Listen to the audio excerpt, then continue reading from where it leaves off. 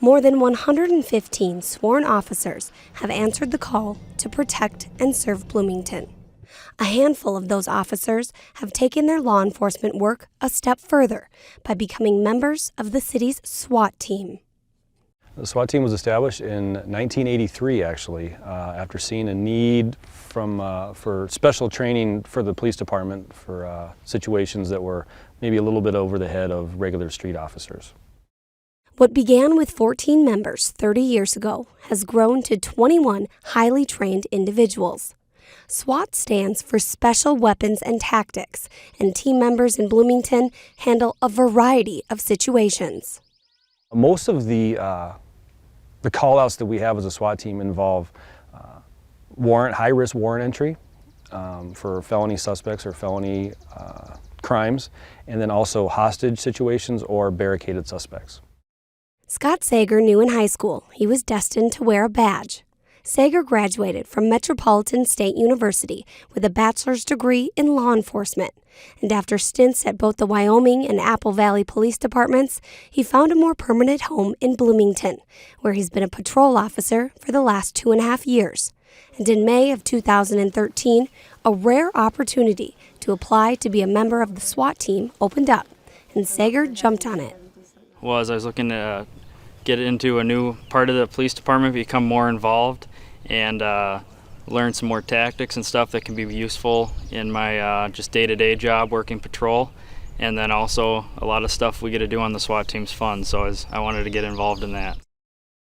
According to Officer Tom McCullough, who's been a team member for more than 16 years, SWAT members must possess a few very important traits while also meeting departmental qualifications. But it's somebody with a lot of drive, a lot of that ability to just go out and make something happen on your own, and we need that for the team, because when things go stressful, we got to be able to pull it together and have that drive there when we need it. It has to be an officer, male or female, that's been on the police department for a minimum of 2 years, is currently in good standing with no discipline issues. They need to pass a physical fitness test, and then that test continues twice yearly also for them to continue staying on the team. And then we have an interview process with a couple of sergeants and a commander, and then a peer evaluation with other officers on the SWAT team, and then with supervisors on the police department. Physical and tactical training of SWAT members is conducted every few months. This hardly means simply range practice. Members are in full gear, pushing their bodies and abilities to the max.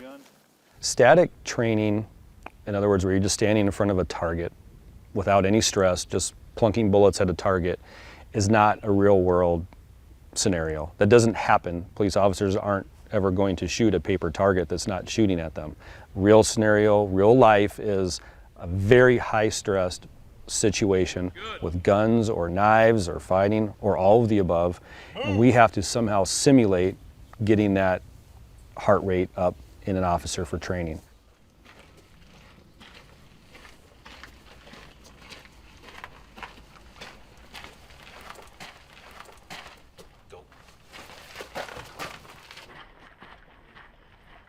Well, what we've learned here today is that SWAT members specialize in high-risk operations that fall outside the daily duties of uniformed police officers. And while I'm not even going to attempt the rigorous training we saw here today, I am curious to know just how heavy all the equipment they wear is.